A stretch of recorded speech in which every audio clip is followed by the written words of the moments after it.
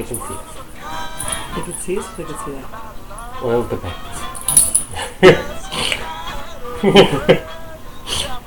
I love it. He is my guy. Hey, everybody. Ooh, where am I? There I am. See? Uh-oh. Fixing the hair. Fixing. Wait. You know, it's bad enough that I don't know my left from my right normally. Then you put me on camera, it's like, oh, sweet Jesus. Hello, everybody. I'm Lee. I'm Paul. We are Couple Dumb. We're Couple Dumb, and this is Relationship Rehab, where we talk about your relationships and how to fix them. That's right. That's why they're broken and how to fix them. Yeah. Yes. And I don't know where that came from. I know, seriously. And today we're going to be remodeling a bathroom. Yeah, I wish. Nah, ain't gonna happen.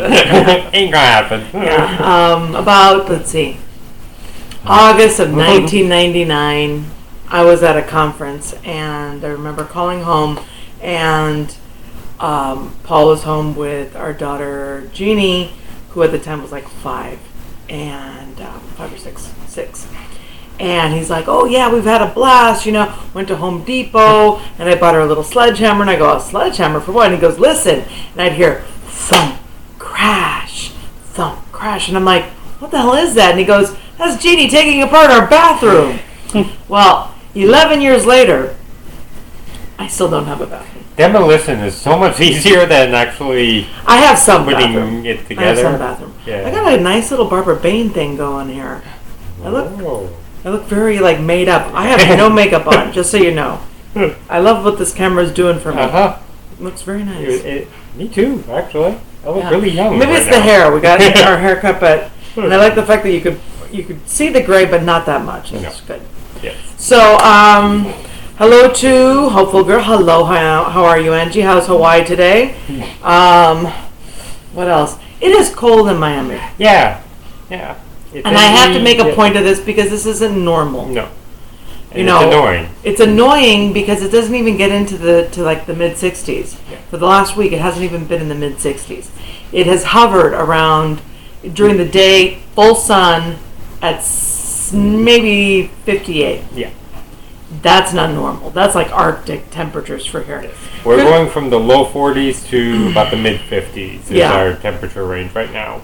Now, for those of you who are in the middle states and going, oh, well, that's really warm, try taking off all of your clothes and going outside, because that's about the way we're doing it. Yeah, because we don't have anything.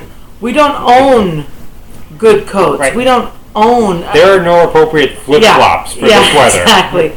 It's like Paul's main clothes, what he usually wears is a t-shirt and shorts and sandals. Yeah. Well, he's actually had to bust out his clothes shoes this week. Mm-hmm. And that's not happy for him. No, that's weird. And you can't really layer shorts. It doesn't work that way. It doesn't work that way. Plus, he can't wear his holiday shirts. He's got a bunch of holiday... Oh, we're going in for that.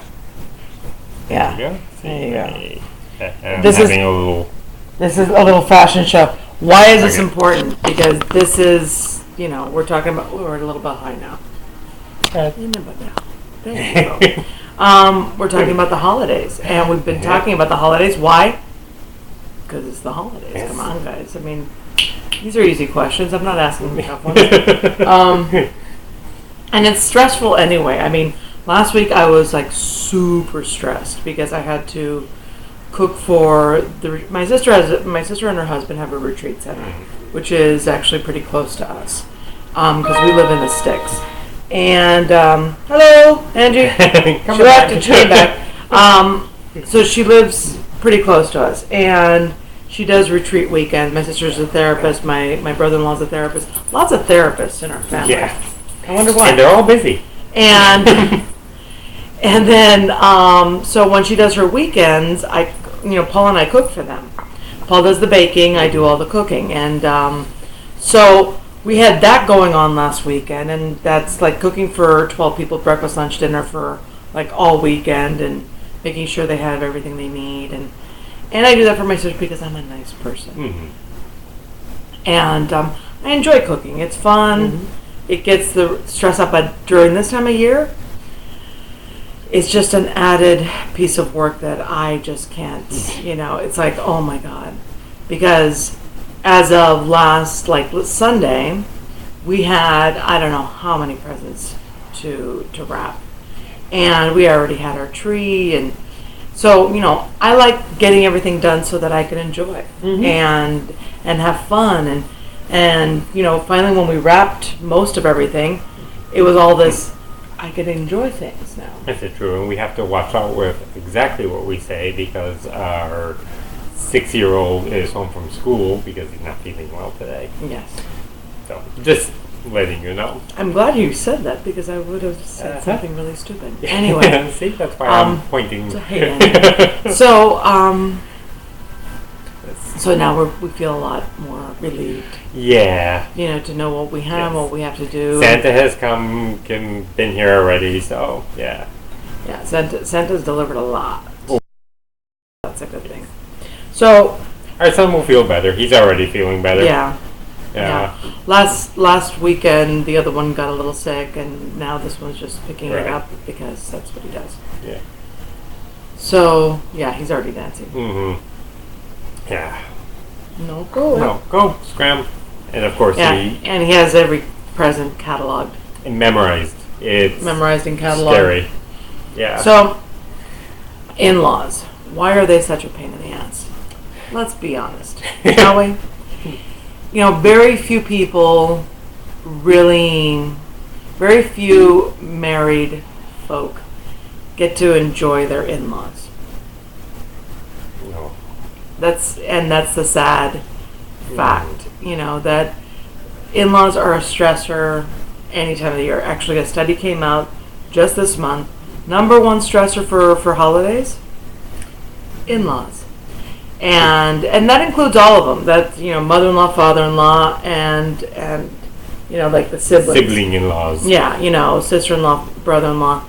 And there's lots of reasons behind that stuff. And it all comes down to family of origin. Mm-hmm. It's like, what did you grow up with? If you grew up in a household where the boundaries were kind of loose, fast and loose, and and changed on, changed at the whim of everybody in the house, then you're going to have in-law problems. Mm-hmm. Your spouse will have in-law problems. Or you see, I have the benefit of having my husband tell me that my in-laws are a pain in the ass. Yeah, her in-laws are a pain in the ass. Mine are fine. I have no problem with my in-laws. I have a lot more problem with her in-laws. Can't help it. Yeah. Yeah. And that's not to say my family was all that healthy. I think it's just that they just fear that we'll just disappear and they'll never see us again. That's funny. We're trying. I know. So what's the why? Okay, so boundary issues. Obviously, I think that the number one that was probably one of his in-laws. No, okay. Yeah. So number one thing that in-laws feel with the daughter-in-law or the son-in-law is that you stole something from them. Mm-hmm. Actually, before you even have to leap into that, I think that, because you've mentioned certain things, I think you need to do some definitions. Okay. Because you've already mentioned family of origin. Okay. Okay, which is kind of a big... I think that one's pretty self-explanatory. It's the family that you grew up in. And the thing is that there's... Okay, when you grow up with... You have your mom and your dad and your brothers, sisters, whatever constellation of family you had growing up.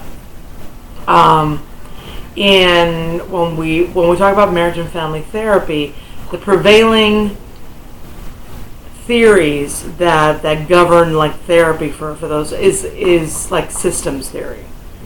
And the reason why it's prevailing like an one of those base theories of what we understand to be a family is because families work like a machine. We are a system.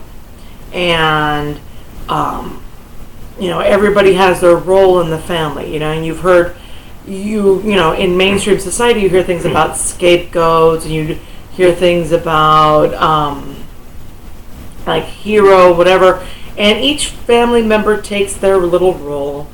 And we find that when we do therapy with a family, and you have everybody in there, you might have what we would call the identified patient, which is the person who's like the pain in the ass, the one who's causing all the problems. Maybe it's the daughter who got arrested, or the dad who's an alcoholic, or, you know, all this other stuff. But they're not the problem. It's the system around them. I mean, if you look at someone like Lindsay Lohan, she's a perfect example. Yeah. She's the identified patient. She's the identified patient of a system that is so horribly fucked up. So you have her, and you're like, oh my God, well, obviously she's the one with the problem. But then you start looking at her dad, who's this narcissist, and you start looking at the mom, who's a narcissist, and how they revolve around her, and how they make her sick, you know, and how they keep her sick, because it helps them. So then what happens is that you have this weird pulling and pushing of, I want you better, I want you sick, because if I get you better, then we're all going to have to change. You know, and I think that that's one of those things where people don't understand when you do something to get better and your family does nothing with you, you don't get better. And, you know, that's why when I tell couples, you know, things like, well, that's great that you are in therapy, how about your spouse? And it's like, well, you know, they're not really interested. Because I don't necessarily need couples to be in therapy together.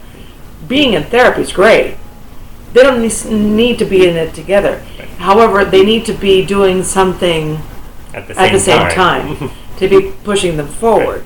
For example, in our case, we've never been in couples therapy, but we've both done a lot of therapy individually at the same time, moving us forward. And, you know, our kids haven't had any issues in that realm, so then our moving forward helps the kids move forward, you know. And as our daughter's getting older, now she's going into therapy. Not because she's messed up or anything like that, but because it's kind of like, you know, don't you get oil changes on your car? Car's not broken, but, you know, it's maintenance, you know.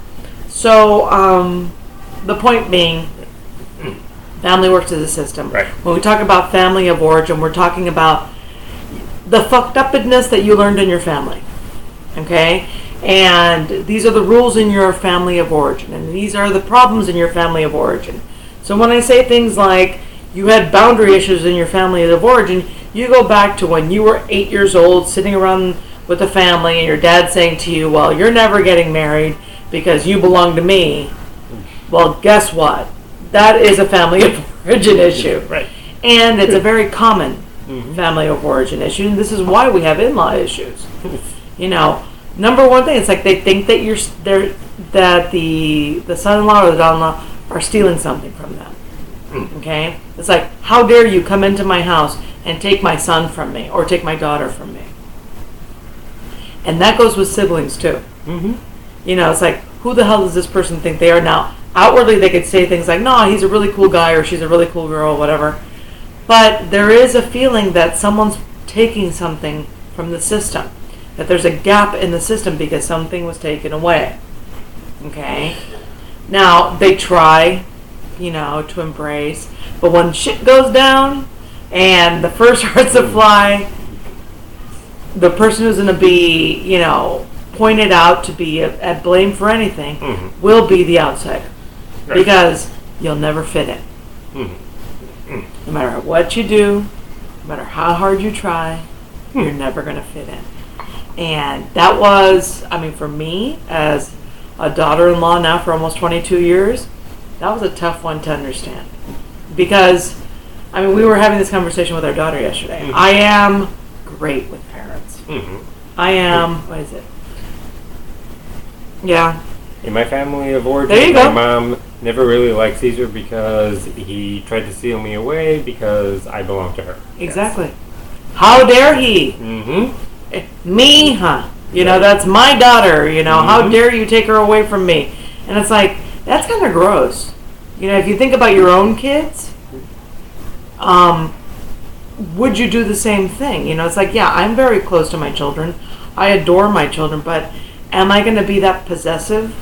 Especially when it comes, because there's a certain amount, and forgive us for being so gross, but there's a certain amount of incestuousness about this. Right.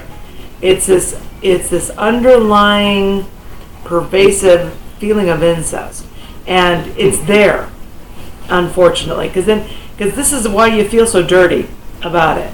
That you belonged, and it's like you broke this cardinal rule of leaving the family, of breaking the bond with the family because you were with somebody else. So it's really gross. Yeah. See, going to the you're never going to fit in thing, because I kind of react to that, because that's like, I fit in, but I have a theory as to why, okay? Because I'm going to change it from you're never going to fit in to you probably don't want to fit in, okay? No, and there's a reason. I mean, you started out with family of and that kind of stuff. Well, if you've got the system going, if it was a perfectly healthy system, and you were a perfectly healthy person going into the system, everything be smooth. But, but if you have a system that's maybe not so healthy, and you're coming in, healthier, then you probably don't want to play the games. You don't want to play the passive aggressive games. You have a very good point. You have an excellent point, because that's for me. In my family of origin, we are vocal people. We're very, in Spanish you say to the grain, we hit the point. We don't do passive aggressive in my family at all.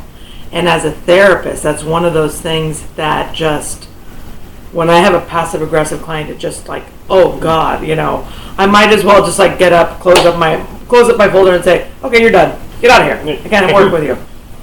I really can't. I react so violently to it because it's just not what I like.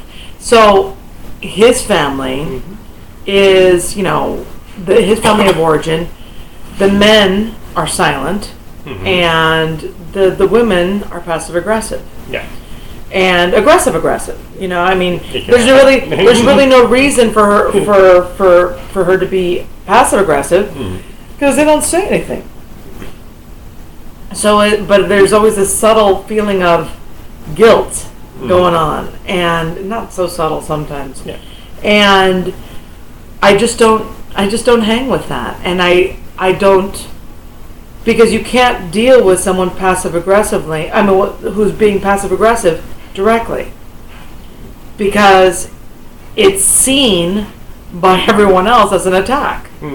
Because if you're not picking up the passive aggressive nature of it, now it's not so subtle. Come on. Yeah, right. It's not so subtle. Right. But since most people have chosen in life to really just tune out to what everybody says, this is why we don't communicate. It's not because people aren't saying the words, just people aren't hearing the words. Really, the passive is only from the receiving. Yeah, exactly. Because I made it passive. Exactly. It's passive aggressive because I'm not saying you're an asshole. That's because that's straight on aggressive and that's direct. Right. And I say it's passive aggressive because if I don't listen to her, then it's passive to me. And that's really no. The point of being passive aggressive is the okay. I'm only thinking of little Spanish things because we talk about family of origin. There's it's like when we talk about certain people in passive aggressive people are described as people who throw rocks and then hide their hands. Okay. The thing is, and that's really, the point is, mother-in-law is passive aggressive, Lee is not, so I can't deal. And I couldn't deal. No, let's go back. Yeah. I couldn't deal. In the beginning, I could not deal because here I am coming in with communication skills and being used to having a voice in my family and being used to saying, I don't like this because, and then living in their family where the men were just mute. I mean, really, it's freaky. Really just freaky. Like, sitting around the table, the two who flank the table are mute.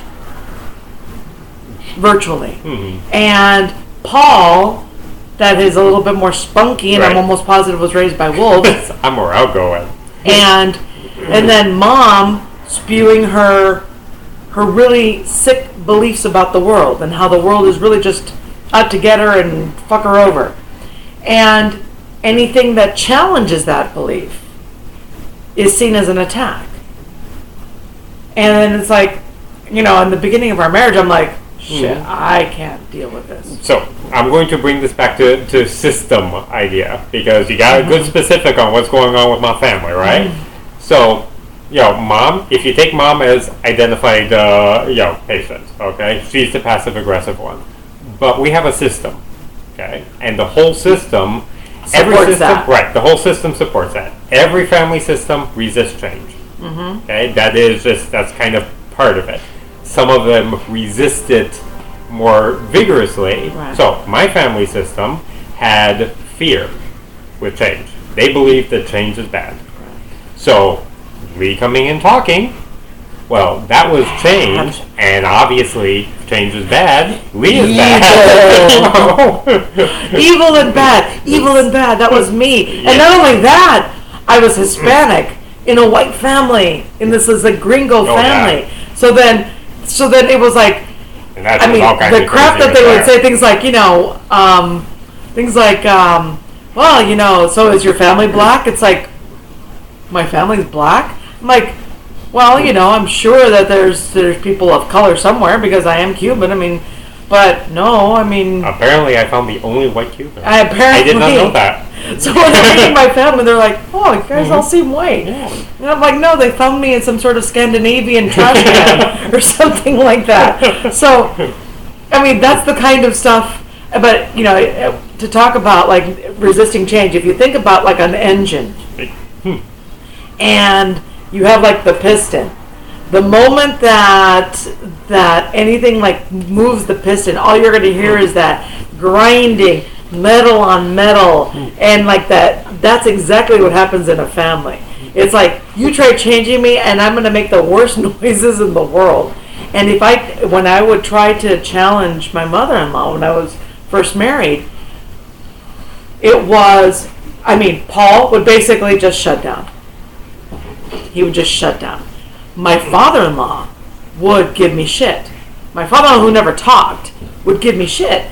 And my brother-in-law might as well have just hidden under the table. And I remember one time I was like, you know what? I'm not putting up with this anymore. I got up from the table and walked to the door as if I was leaving. And Paul came up behind me and he was like, what are you doing? And I'm like, I'm leaving. I'm not taking this abuse anymore. And he's like, sit down. And he's like, sit down. Why? Because you don't leave that system. It's like, it's like the bad sci-fi. It's like, one of us. And they were going to try so hard to make me fit in that system because now that I was part of it. And I just never joined. I couldn't do it. That's just not me. Now, over the years, things have changed. We have a better rapport, more respect, more mutual respect. It's been 22 years. Right, and I think some of it is because that system, me included, have become more healthy. Well, and it doesn't work anymore. It doesn't work anymore. Right. Because you're no longer constantly part of that system. Right. Your brother's no longer constantly part of that system. Yeah. So. Okay, now I just had a thought. So flipping over to. Oh, but let's. Okay, go ahead. Okay, go ahead. No, I was flipping over to me in your family system. Ah. Okay, because I was embraced. So I'm wondering. I figured I'd never have him. Well, in a way, honestly, I'm kind of going there. Not trying to be mean, but if I would have married your sister, oh God, I don't think I would have been so embraced. Because in your family system, going like old, you would have been the identified patient. You were the pain in the butt. Technically, I would not have been. No? I would have been the lost child. You would have been the lost child? I would have been the lost child. My sister would have been the identified patient. I would have been the lost child. Really? Yes. Okay, why would have... because Heidi was always the problem. Heidi was always the one that had the medical issues. Heidi was always the one dating the guy that really didn't belong with her. Heidi would have been the identified patient. Okay, so you would have been the lost one. I would have been the lost one. Okay. Yeah. Because, I just wonder how... No, I mean, these are things, obviously, like, when you're in school, they have you do shit like this, like, they sit there and they're like, okay, so do your family, like, it's no big deal. And then you're sitting there, weeks later, trying to get this project done, crying over a computer. Georgie was the golden child. Right, yes. Heidi was the one that had that secret rebellion. I was the one that was more out there, but because of that, I was lost in their stuff. It's like Gabby. Right, and so I wonder how that affected them embracing me. I think that if anything, I think that they were just very happy that I had a guy in my life, and secondly, I think that because you weren't a threat, and I think that's the biggest one, that you weren't coming in going, I'm gonna change this shit. You were going in as with your little head down and all that. Plus the fact that my mother had already lived that. Okay. My mother was always the outside. My mother basically had a very similar in-law experience as to mine. She's very outspoken. She walks into a passive-aggressive family. My dad was outspoken in his own family. But she walks into a passive-aggressive family, and she just doesn't fit in. So, if anything, she embraced you because after seeing what my sister married, hell. I think that really helped, too, because my sister married a guy so incredibly beneath her. And... I realized that when I was 9 years old, and that guy came into our family, I said, that guy's beneath you. I was 9. Figure it out. How beneath was this guy? But anyway, not one of us. Okay, so I thought that we were moving. I thought we were doing fast. Anyway, so the point is, he was more embraced because it's like, wow, so you're coming in respectful, educated, right. It's like you are on par, with my daughter. Well, let's be honest, closer than Nestor. Yeah, right. It's like, it's kind of hard to find, it's kind of hard to find early 20-year-old guys, who already have their master's degree at 21. Sorry, but my sister and I were a little bit overachieving. That's right. Okay? And... I was close enough. Yeah, but he was close enough that it was like, wow. You mean you could read? We're talking about her first husband could barely write. Yeah. And my sister has 2 master's degrees. Hello. Were my parents disappointed? Fuck yeah. Oh my God, I was disappointed. Yeah. And I'm younger than her. Yes. But he could lasso things. He was, right there. Or as my sister put it, he was practical. Yeah. Or, that's code for big dick, I think. I don't know. But, he was a big dick. In both senses. Yes. So, the guy was, and an alcoholic. God. Paul could only fit in. Right. And it was, I think that the fact that he's been in the family for 22 years, never at any point has he ever lost respect for my parents. Well, no, outwardly for my parents. Yes, I've never told them. And you know what? I think that one of the big things, the big differences is, it's like if we're going to start talking about how to deal with your in-laws, this is how you deal with your in-laws. This right here is a team. Yes. I am no longer, primarily my parents' daughter. Or my sister's sister, or my brother's sister. I am his wife. He is my husband. He is my team. He is my family. So when it comes to my family and him, I am on his side. The stressful part of having your in-laws there, as an individual, is that you always feel that you're running you're like walking the line of keeping your spouse happy and keeping your in-laws happy. And you're in between them. And you're stuck in between it, and it's like damned if you do, damned if you don't. And it's like I can't make everybody happy. Now, if your spouse takes off the family of origin blinders, sees things for what they are, then there won't be any issues. Okay, you'll know that you can do things like, I'm going to take a time out in the bedroom, and your spouse will join you and do okay, I know it's really messed up out there, take a breath and whatever. A lot of couples fight over their parents. It's like when you talk about the top 5 reasons, well, actually the top 3 reasons why people fight, why couples fight. It's money, kids, and in-laws. Right. Especially in the first couple of years. And why is that? Because it's like you feel this need to defend your family of origin. Right. Because for some reason, people think that the way that they were raised is the right way. Well, I'm going to clue you in on something. As a professional psychotherapist who's worked with families for 20 plus years, it wasn't. I'm going to give you the bottom line. Are you ready to do another definition? Because I think now... Hit me. Levels of differentiation. I think we've gone through these before, but you know what? There's so many new viewers on this. Are you seeing this? I am. That's fantastic. Hello. And then you really need to look at this.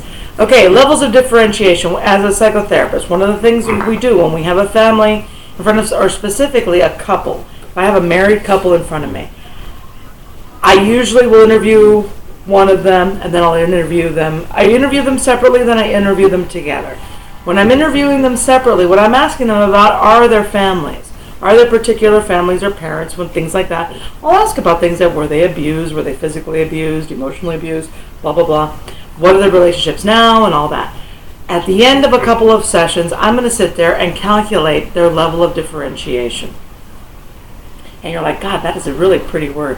What does it mean? It means something very, very sick. So, if you are, let's say, you are like 100. Okay, so it's a scale from 0 to 100. Okay? 100 doesn't exist, so we won't even bother. So, but let's say you're on to 70. Okay? A 70 is a person who has their parents, has a good relationship with their parents, has a good relationship with their spouse, can separate their parents' issues from their marital issues. Their parents' issues do not enter their marital issues, and their marital issues, their parents don't get involved. Okay? Okay, exactly. So, watch. So, that is somebody who has a very healthy level of differentiation. As we get into the unhealthier numbers, okay, when you start looking at 30s and 20s, you're looking at people that are enmeshed with their family. You're talking about people who can't see the difference between their family, their immediate family, where they have their spouse and their kids, and their parents and their siblings, and everything's in it together like a stew. And you can't separate a piece of carrot from a piece of meat. And it's really just very sick. So it's things like your father coming and talking to your wife because he doesn't like the way that she's treating you.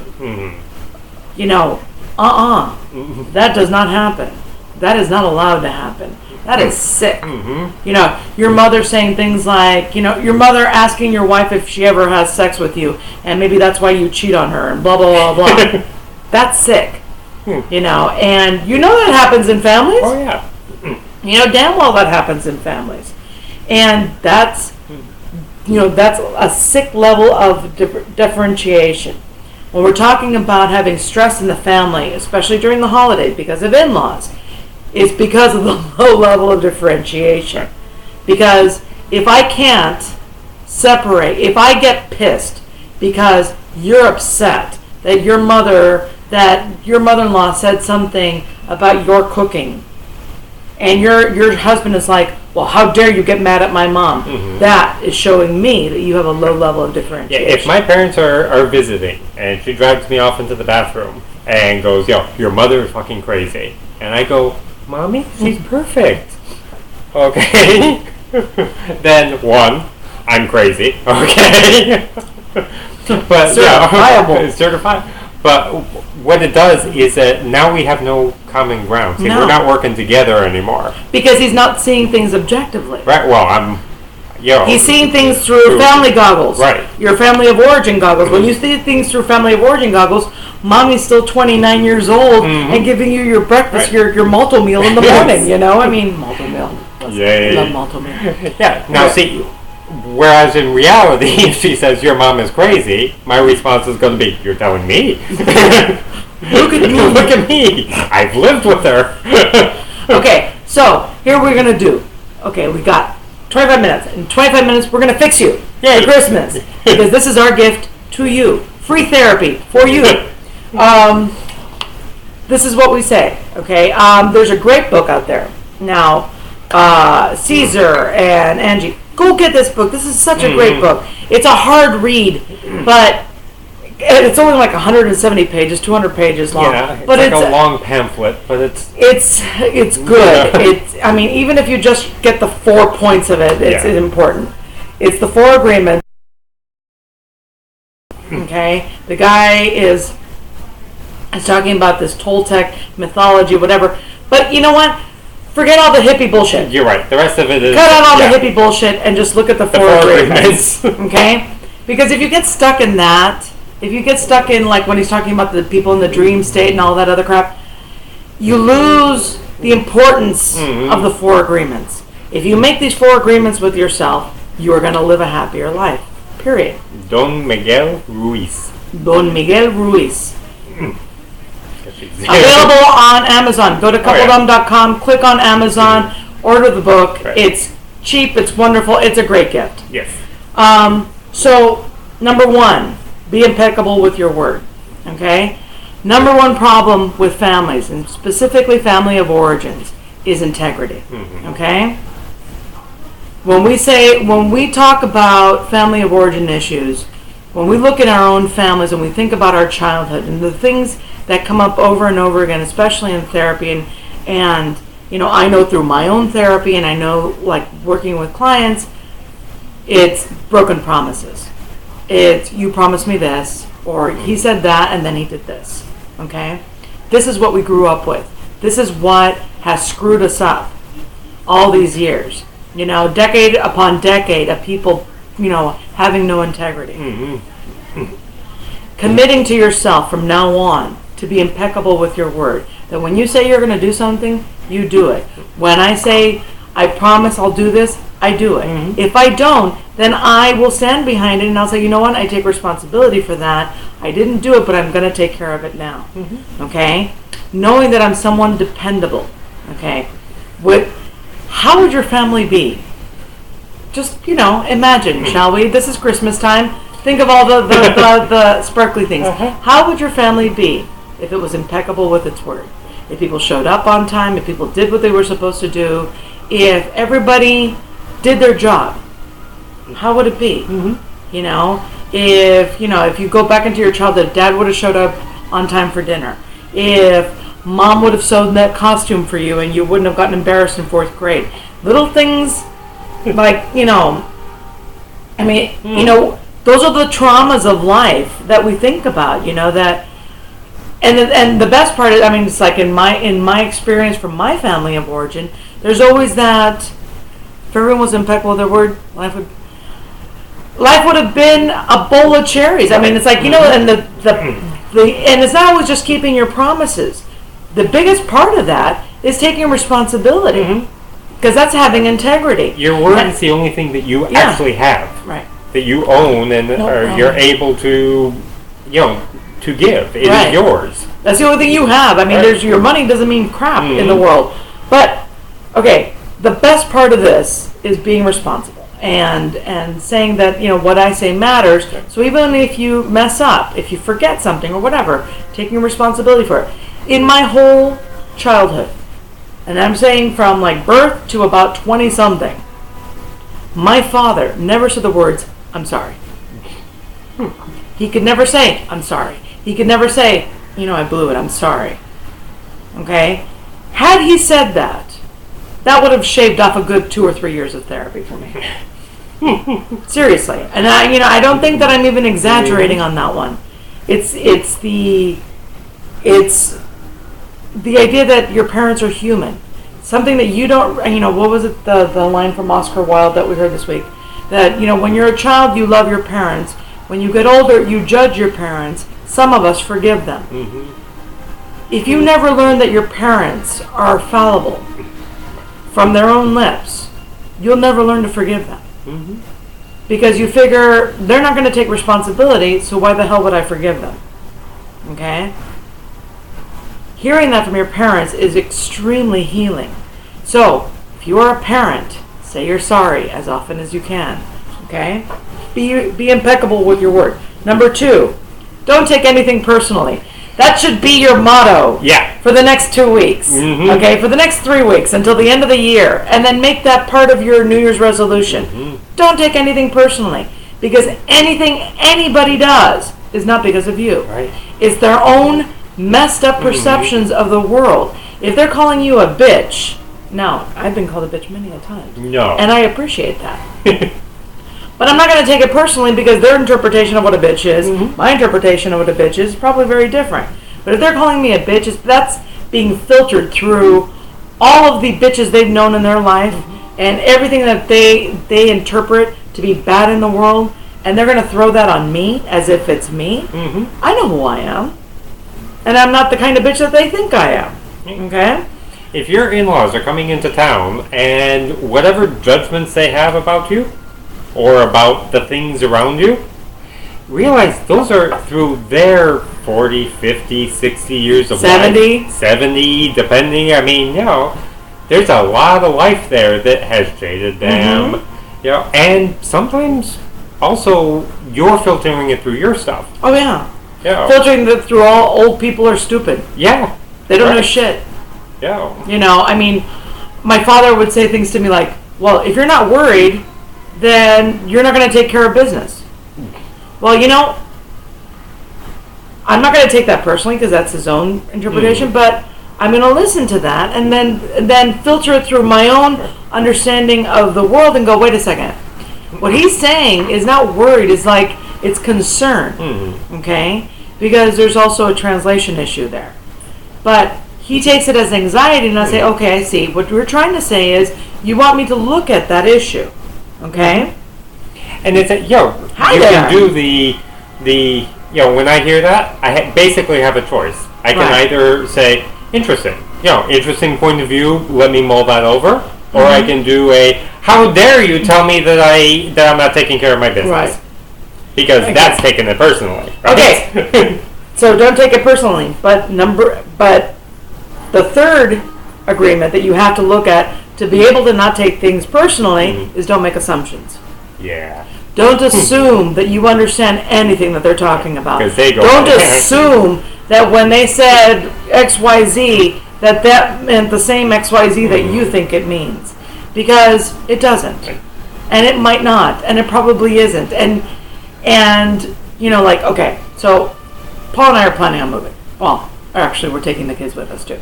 So we're planning on moving next summer out of Florida back to the West Coast because our daughter's going to go to school over there. And as a long story short, our daughter's multiply handicapped. We'd like to be around for the first year. Blah blah blah. Blah. Anyway, so because Paul's parents spend the holidays on the West Coast, like with their brother, I'm like, shit, I'm losing my Thanksgiving.